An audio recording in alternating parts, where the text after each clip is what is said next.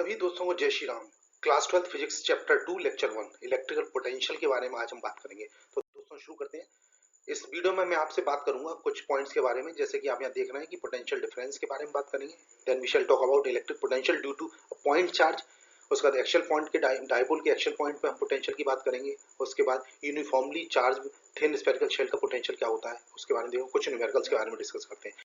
देखिए ये कुछ थ्योरी का कोर्स है, मैंने इसमें ये पेस्ट कर रखा है, यहाँ पर ये लिंक कर दिया है। देखिए चैप्टर 1 चैप्टर 2 टोटल 16 मार्क्स का यहाँ पर पूछा जाता है, और ये सिलेबस का जो पार्ट है चैप्टर 2 में जो आपको हम डिस्कस करेंगे इसमें।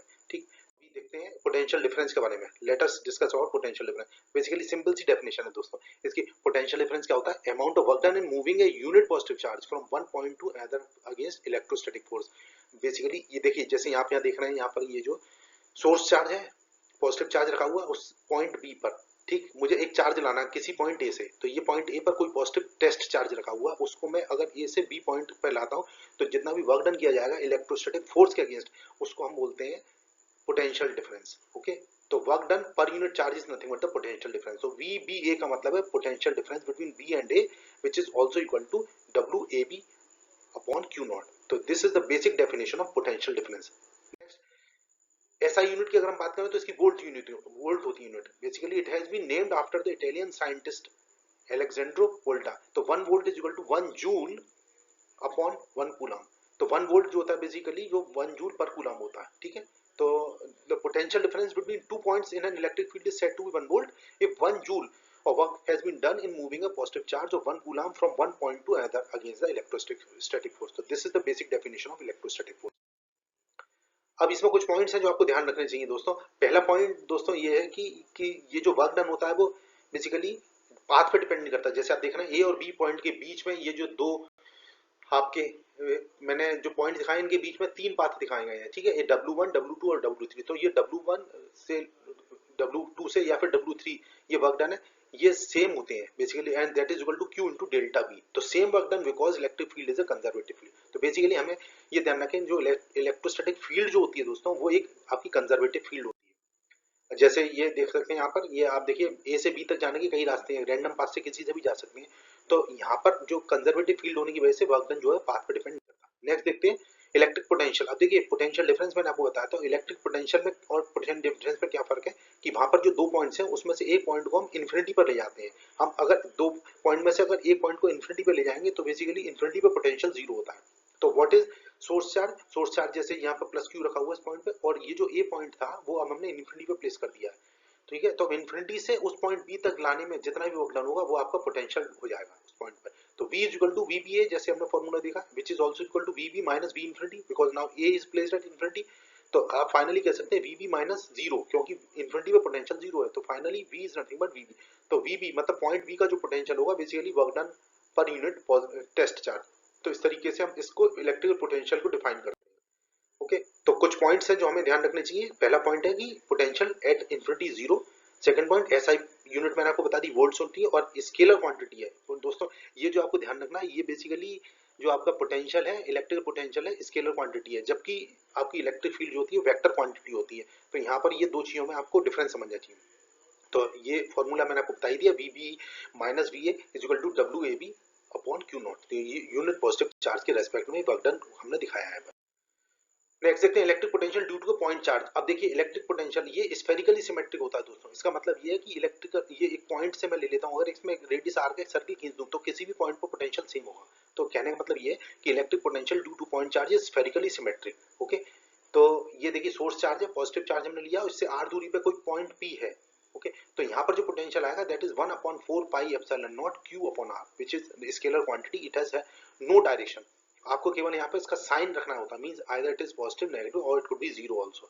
तो आगे देखते हैं, ये मैंने बताया आपको कि जैसे potential due to point charge क्या होता है, ये दो पॉइंट्स के बीच में पोटेंशियल क्या होता है, वर्क डन पर यूनिट चार्ज होता है। तो ये x1 डिस्टेंस पर है और ये x2 डिस्टेंस पर है। तो बेसिकली V इन्फिनिटी अगर मैं उसको ये पॉइंट को इन्फिनिटी पर ले जाता हूँ तो वहां पर पोटेंशियल जीरो हो जाएगा। तो ये एब्सोल्यूट पोटेंशियल आ जाता है यहाँ पर।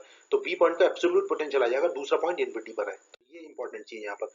वर्क डन का मैंने आपको बता दिया। ये देखिए यहाँ पर थोड़ा सा मैंने यहाँ पे रफ वर्कआउट किया है। W equal to F dot D, ये दोनों वेक्टर्स का आपका डॉट प्रोडक्ट है, फोर्स और डिस्टेंस का, ठीक है। तो ये W is equal to integral x1 to x2 f dx। तो बेसिकली इंटीग्रल लेते हैं। अब इंटीग्रल क्यों लेते हैं मैं आगे आपको समझाऊंगा।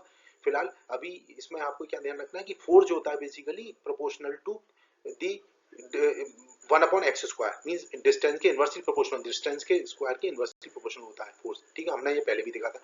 तो उसके हिसाब से v अगर निकालते हैं तो v W/q आ जाता है। देखिए इसका एप्लीकेशन कैसे करते हैं, तो डेरिवेशन में काम आता है। ये जो मैंने आपको जस्ट बताया पिछले स्लाइड में दोस्तों, ये जो है ये आपका एप्लीकेशन है इसमें। तो डेरिवेशन हम किसका कर रहे हैं, electric potential due to point charge. तो पॉइंट चार्ज हम किस तरीके से हम डिफाइन करते हैं, मैंने आपको बताया कि पॉइंट चार्ज जो है ना एक टेस्ट चार्ज होता है। ओके, तो ये पॉजिटिव चार्ज ये एक पॉइंट पर रखा हुआ है जिसको सोर्स चार्ज बोला। टेस्ट चार्ज को हम जो है इन्फिनिटी से किसी पॉइंट ए तक ला रहे हैं, ठीक है, या फिर ए और बी के बीच में हम ला रहे हैं। तो हम क्या कर रहे हैं कि पॉइंट पी पर जो पॉइंट पी का जो डिस्टेंस है वो आ रहा है। अब ये जो इलेक्ट्रोस्टैटिक फोर्स है, if suppose this charge Q not is positive, okay, तो दोनों के बीच में आपका रिपल्सिव फोर्स लगेगा। तो यहाँ पे देखना है ये फोर्स जो है रिपल्सिव फोर्स है। तो बेसिकली अब चार्ज जो इसके अपोजिट डायरेक्शन में आ रहे हैं तो हमको वर्क डन करना पड़ेगा। तो हम अगर dx डिस्टेंस तक लाते हैं तो बेसिकली यहाँ पर ये क्या होगा, यहाँ पर हम इसको इस तरह देख सकते हैं, force acting on Q naught that is F is equal to 1/4 pi epsilon not Q naught upon x²। इस तरह से देखेंगे तो फिर ये स्मॉल वर्क डन हो जाएगा moving in moving Q naught from A to B। ये किस तरीके से निकला है, dW डिफरेंशियल वर्क डन जो हम निकाल रहे हैं F डॉट dx। तो यहाँ F dx cos 180, क्योंकि यहाँ पर फोर्स और डिस्प्लेसमेंट के बीच एंगल 180 डिग्री है जस्ट अपोजिशन में। तो आपके पास फाइनली जो वैल्यू आएगी which is F dx with negative sign. अब इसको और आगे फर्दर प्रोसीड करेंगे तो टोटल वर्क डन निकाल लेंगे फ्रॉम इन्फिनिटी टू P, क्योंकि हम इन्फिनिटी से पॉइंट P तक ला रहे हैं।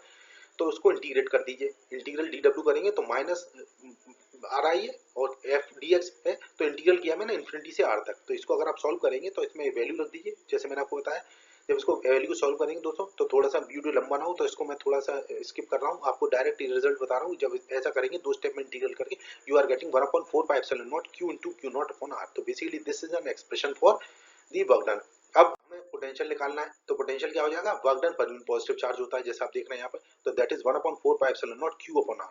तो यहाँ पर आपको जो E है उसकी वैल्यू जो जो आपका एप्सिलॉन जो आप निकाल रहे हैं इसमें इसकी वैल्यू पॉजिटिव और नेगेटिव या किसी उसके संग रखना है। तो यहाँ पर आपको ये चीज ध्यान रखनी है, पोटेंशियल जो होता है पॉजिटिव नेगेटिव जीरो हो सकता है। तो हमें यहाँ पर इसका डायरेक्शन इसका चूंकि ये स्केलर क्वांटिटी है तो यहाँ पर इसकी वैल्यू पॉजिटिव या नेगेटिव फॉर्म में रहती है। ओके, तो ये आंसर आ गया। अब देखिए अब आपको electric potential at an actual point of dipole. अब डाइपोल हम पहले ही समझा चुके हैं आपको। डाइपोल क्या होता है, दो इक्वल अपोजिट चार्जेस अगर एक पर्टिकुलर डिस्टेंस पे तो उनका सेटअप होता है। तो आप यहाँ पर देख सकते हैं।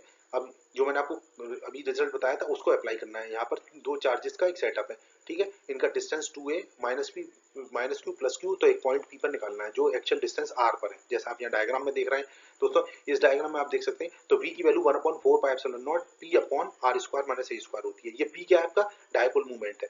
शॉर्ट डायपोल के लिए r की वैल्यू जो होगी a के रेस्पेक्ट में बहुत ज्यादा होगी। तो उस केस में v is equal to 1/4 pi epsilon naught p upon r square हो जाएगा, ठीक है, क्योंकि a स्क्वायर नेगलेक्ट हो गया। अब इसको देख लेते हैं किस तरीके से इसका डेरिवेशन करना है। तो डेरिवेशन के लिए आप देख सकते हैं पॉइंट P ले लिया है मैंने और इसके डिस्टेंसेस लेनी है। ओके, ये r डिस्टेंस पे है तो आप इसको देखिए फिगर से थोड़ा इसको समझेंगे तो ये r माइनस ये डिस्टेंस हो गया जैसा कि आप देख रहे हो, ये r प्लस हो गया। तो अगर इस तरीके से मैं इनको डिस्टेंसेस को डिफाइन करके अगर v p पॉइंट पर निकालूंगा तो p पॉइंट पर जो पोटेंशियल आएगा, जैसे मैंने आपको बताया पोटेंशियल जो होता है स्केलर क्वांटिटी है तो इसमें नेगेटिव और पॉजिटिव चार्जेस को हमें कंसीडर करना है as you can see here.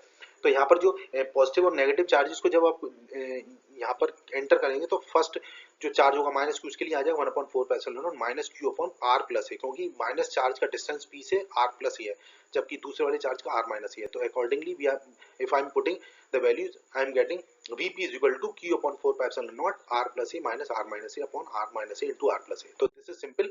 अब इसमें और आगे इसको सॉल्व करेंगे तो बेसिकली आपके पास आंसर आएगा, ये जो एक्सप्रेशन आएगा Vp is equal to 1/4 pi epsilon naught P upon R square minus A square. इस तरीके से मैं इसको सॉल्व कर सकता हूं दोस्तों। तो ये बिल्कुल एक सिंपल एक्सप्रेशन आ गया है। अब शॉर्ट डाइपोल के लिए मैंने आपको जैसा बताया था कि A स्क्वायर को नेग्लेक्ट कर सकते हैं तो आपके पास फाइनल एक्सप्रेशन आ जाएगा V axial is equal to 1/4 pi epsilon naught P upon R square. तो ये आपका हो गया। अब अगर हम इक्वेटोरियल पॉइंट पर लेते हैं दोस्तों तो इक्वेटोरियल का पॉइंट का मतलब होता है जो आपका जो परपेंडिकुलर बाइसेक्टर है, जैसा कि आप यहाँ देख रहे हैं ये परपेंडिकुलर बाइसेक्टर जो है इससे ये पॉइंट पे किसी पॉइंट P पर मैं अगर इसका पोटेंशियल निकालता हूँ, चूंकि ये सिमेट्रिकल है तो आप पाएंगे इसमें इक्विवेलेंट जो पोटेंशियल होता है वो जीरो आता है, क्योंकि सिमेट्री की वजह से जो पोटेंशियल होगा वो नेट पोटेंशियल जीरो हो जाएगा।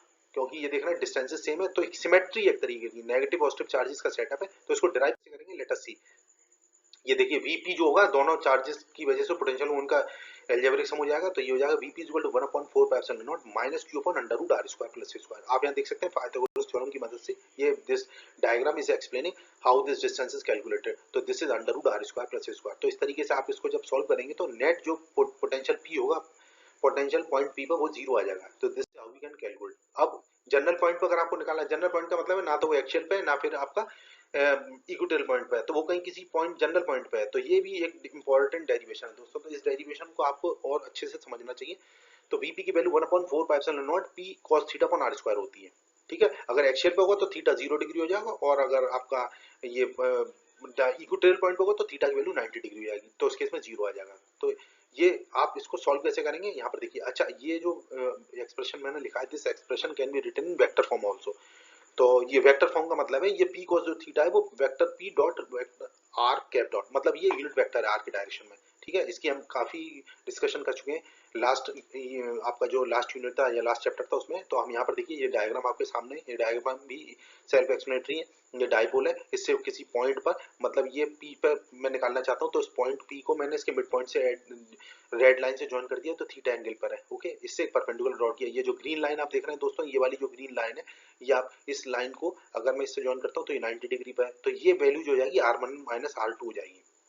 Okay, because this is r1 and this is r2, तो ये r1 माइनस r2 हो जाएगा। ओके, तो इस तरीके से अगर आप इसको सॉल्व करेंगे तो आपके पास डेरिवेशन करने के लिए देखिए किस तरीके से शुरुआत करनी है। तो मैंने आपको बता दिया, ये थोड़ी सी लैंग्वेज लिखी है। We wish to determine the potential at a point P at a distance r from the centre O। ठीक है, यहाँ पर इस पॉइंट सेंटर O पे O से आपको P के रेस्पेक्ट में निकालना है। तो direction OP making angle of theta, जैसे मैंने आपको बताया। तो consider an electric dipole consisting of 2 point charges minus q and plus q and separated by distance 2a as shown. तो ये आपका यहाँ पर AP क्या है, हमने r1 मान लिया है। जैसे आपने देखा AP जो है, AP ये r1 डिस्टेंस है जैसे मैंने आपको बताया, और ये जो BP है वो R2 है। तो इनकी मदद से मैं इसका नेट पोटेंशियल P पे निकालना चाहता हूँ, तो V1 प्लस V2 हो जाएगा as we can calculate simply. ठीक है, दोनों पोटेंशियल आपको यहाँ पर कैलकुलेट करने हैं। जब दोनों पोटेंशियल को आप कैलकुलेट करेंगे तो आपका फाइनल जो पोटेंशियल आएगा वो आ जाएगा R1 minus R2 upon R1 R2 into Q upon 4 pi epsilon not which is total potential. Okay, अच्छा, ये इसमें अब क्या है, potential at any general point अगर हम निकाल लें तो इसमें r और थीटा आपके ये जो वेक्टर इनको आपको देख के चलना है। ठीक, तो यहाँ पर क्या किया है, यहाँ पर इस पे परपेंडिकुलर जो मैंने आपको बताया ड्रॉ किया है, तो उसमें अगर cos थीटा आप कैलकुलेट करेंगे, ओके, तो this is approximate value as you can see from this diagram. cos theta is equal to basically base upon hypotenuse. Okay, तो this is r1 minus r2 upon ab हो जाएगा। तो r1 minus r2 की लगभग value जो होगी 2a cos theta हो जाएगी। ये अप्रोक्सीमेट वैल्यू दोस्तों। ठीक, तो अगर मैं इस R1 R2 को लगभग R स्क्वायर मान लेता हूं, तो फाइनली मेरा एक्सप्रेशन जो आएगा इसमें ये दो मैनिपुलेशन करके I am getting this expression that is V equal to 1 upon 4 pi epsilon naught P cos theta upon R square. तो ये दोस्तों ये भी डेरिवेशन एक इंपॉर्टेंट डेरिवेशन है, आपको इसको अच्छे से समझना चाहिए, कई बार एग्जाम्स में पूछा जाता है। तो ये also write, we can also write this as, because जैसे मैंने आपको बताया पी आर जो cos थीटा था वो उसको p डॉट r लिख सकते हैं, because r is unity vector, तो p cos थीटा हो जाएगा। इन दोनों के बीच का एंगल क्या है, थीटा है।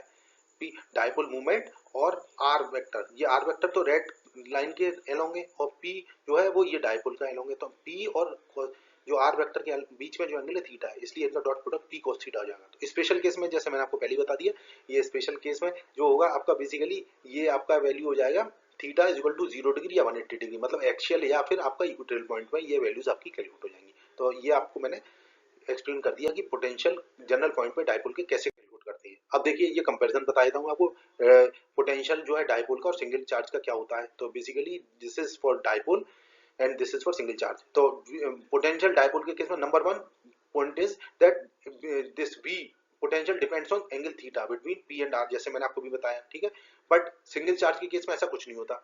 सेकंड पॉइंट क्या है, दिस इज सिलिंड्रिकली सिमेट्रिक डाइपोल के केस में, but in case of single charge this is spherically symmetric. And third point which is very important, dipole के केस में जो पोटेंशियल होता है that is proportional to r 1 upon r square, while in case of single point charge this is proportional to 1 upon r। ठीक है, तो एक में इनवर्स स्क्वायर लॉ होता है और एक में सिंपल इनवर्स लॉ होता है। तो ये एक कंपैरिजन था। अब देखिए, अब अगर आपके पास काफी पॉइंट चार्जेस हैं, उनका अगर एक सिस्टम है, अगर काफी पॉइंट चार्जेस का एक आपने सिस्टम बना रखा है, तो उस केस में किसी पॉइंट P पर आप पोटेंशियल कैसे कैलकुलेट करते हैं। तो जैसे हमने उसमें सुपरपोजिशन प्रिंसिपल दिखा था ना, किसी पॉइंट पर आपको निकालना होता तो नेट सम ले लेते थे। ठीक है, तो यहाँ पर भी आपको जैसे 3 चार्जेस दे रखे हैं यहाँ पर, as you can see here, this is Q1 Q2 Q3। अगर इन चार्जेस को आप इनका नेट अगर वो निकालेंगे पोटेंशियल P पे, तो क्या हो जाएगा V1 plus V2 plus V3, इस तरीके से आप निकाल सकते हैं। You can have n number of charges, तो accordingly you can add the potentials to get the resultant potential at particular point. तो यहाँ पर देखिए, अब नेक्स्ट हम बात करते हैं electric potential due to uniformly charge thin spherical shell. अब देखिए यहाँ पर जैसे मैंने आपको फील्ड में बताया था, फील्ड के केस में क्या होता था, इंटरनल फील्ड जो जीरो होती थी क्योंकि चार्ज एनक्लोज जीरो था, और आउटर और सरफेस पे निकालते थे। ठीक वैसे ही आपको यहाँ पर भी करना है। तो कंडीशंस वही है, because we are talking about electrostatic charges. Electrostatic charges के केस में आपके चार्जेस चूंकि स्थिर रहते हैं, स्टेशनरी रहते हैं, तो इसलिए चूंकि चार्जेस हिल नहीं रहे हैं, इसलिए जो स्फेरिकल जो अंदर जो स्फेरिकल शेल है, थिन स्फेरिकल शेल, उसके अंदर जो फील्ड होगी वो जीरो होगी। जैसा कि आप यहाँ देख भी सकते हैं दोस्तों, ये फील्ड इंटरनल जीरो है, बट पोटेंशियल यहाँ जीरो नहीं होगा, mind you, potential is not zero.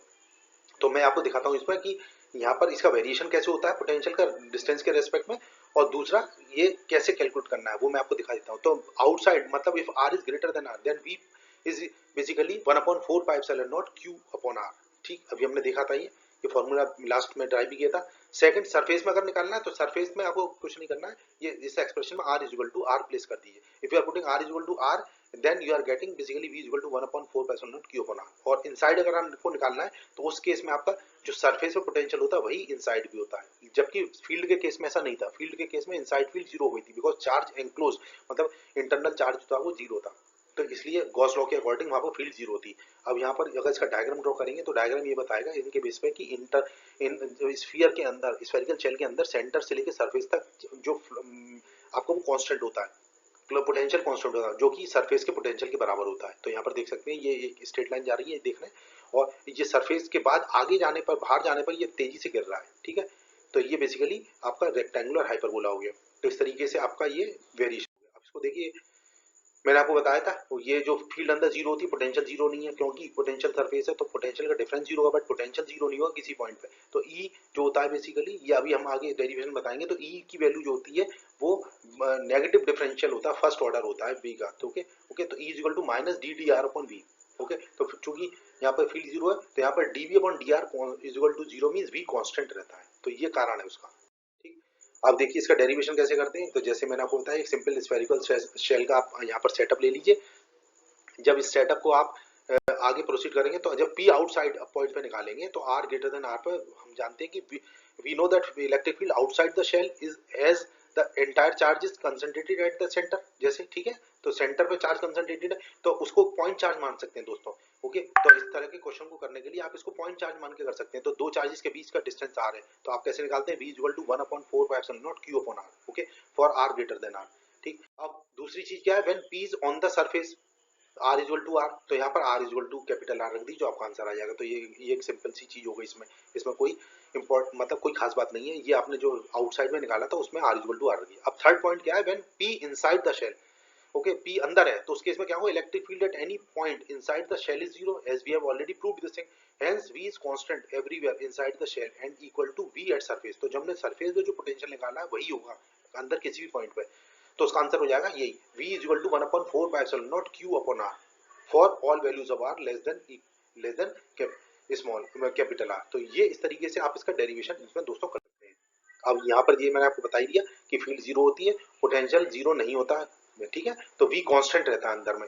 ठीक, तो ये सरफेस के पोटेंशियल के बराबर है। तो v is not defined, q is infinite. Second point पे क्योंकि यहाँ पर पॉइंट चार्ज होता है तो यहाँ पर पोटेंशियल डिफाइन नहीं होता है, क्योंकि अपना उस ओन पॉइंट पर पोटेंशियल डिफाइन नहीं कर सकते। मतलब अगर दोनों पॉइंट सेम हो जाए तो उस पर पोटेंशियल डिफाइन नहीं होगा, क्योंकि पोटेंशियल डिफाइन करने के लिए आपको एक इन्फिनिटी पे पॉइंट होता है और एक पर्टिकुलर पॉइंट होता है, तो दो पॉइंट का होना जरूरी है। तो यहाँ पर वही लिखा हुआ है कि v is not defined as it is infinite as its own location. ठीक, तो यहाँ पर एक इंपॉर्टेंट ये आपको एक कंक्लूजन याद रखना चाहिए दोस्तों। अगर मेरा वीडियो आपको पसंद आ रहा है, मेरे पढ़ाने का तरीका आपको पसंद आ रहा है, तो मेरे चैनल को सब्सक्राइब कीजिए, और कोई आपका फीडबैक हो तो कमेंट बॉक्स में लिख के बताइए, I will try to improve. ठीक, तो अभी देखिए कुछ एक दो क्वेश्चन हम लोग देख लेते हैं। अब देखिए क्वेश्चन करने के लिए आपको कंसेप्ट पता होना जरूरी है।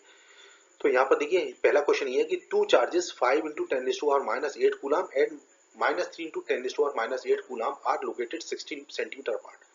At what points on the line joining the two charges is the electric potential zero। अब हमें ये देखना है इसको सेटअप में हमें किस पॉइंट पर एक्चुअल पॉइंट पे जीरो होगा।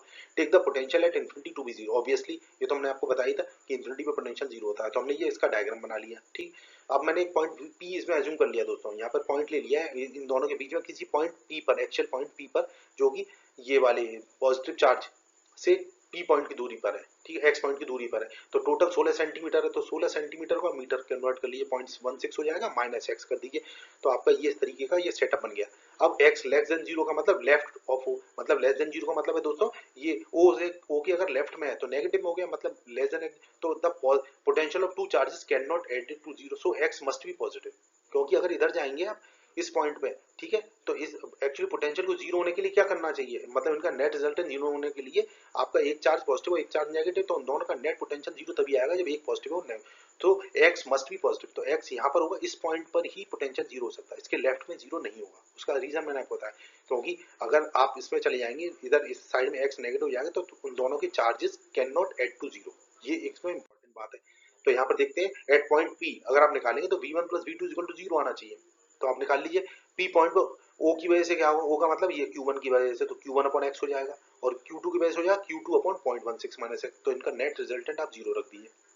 Q1 Q2 की वैल्यू दोस्तों हमें इसके साइन के साथ रखनी है, तो आप जैसा यहाँ देख सकते हैं Q1 का साइन पॉजिटिव है और Q2 का नेगेटिव है, तो मैंने इसमें वैल्यूज प्लेस कर दी है, तो ये वैल्यूज को जब मैं प्लेस करके जीरो करूंगा तो मेरे पास आंसर आ जाएगा x के लिए। दोस्तों हम यहाँ देख सकते हैं, इनको जब सॉल्व करेंगे तो आप इसको एक बार वीडियो को पॉज करके देख लीजिए, ये जो x की वैल्यू आ जाएगी वो 10 सेंटीमीटर आ जाएगी, आप यहाँ पर x की वैल्यू 10 सेंटीमीटर कर सकते हैं, तो एक्चुअली 16 सेंटीमीटर की दूरी पे, तो O से अगर 10 सेंटीमीटर की दूरी पे एक पॉइंट P है, तो वहां पर आपका ये जो चार्ज है वो आपका वो उस पर पोटेंशियल जीरो है, मतलब इस पॉइंट पी पर पोटेंशियल जीरो। अब दोस्तों ये क्वेश्चन का पार्ट टू भी है, केस टू भी लेंगे जहां पर पोटेंशियल एक पॉइंट और भी हो सकता है जहां पर पोटेंशियल जीरो हो सकता है, वो कैसे होगा, जैसे मैंने आपको बताया लेफ्ट पर तो पॉसिबिलिटी नहीं है क्योंकि वहां पर दोनों पोटेंशियल मिलके जीरो नहीं देंगे, लेकिन एक पॉसिबिलिटी ये हो सकती है कि ए के राइट में, मतलब ए के राइट में, ओके, अगर आप कोई पॉइंट लेते हो वहां पर पोटेंशियल जीरो हो सकता है। Let us see the case number 2, तो केस 2 में देखिए हम इस तरह से बना दिया है, ओके, यहाँ पर हमने अब ये इसको पूरी डिस्टेंस एक्स ले लिया, अब मैंने पी पॉइंट को बाहर कर दिया उसके, दोस्तों जैसे यहाँ देख रहे हैं अब ये पी पॉइंट बाहर है,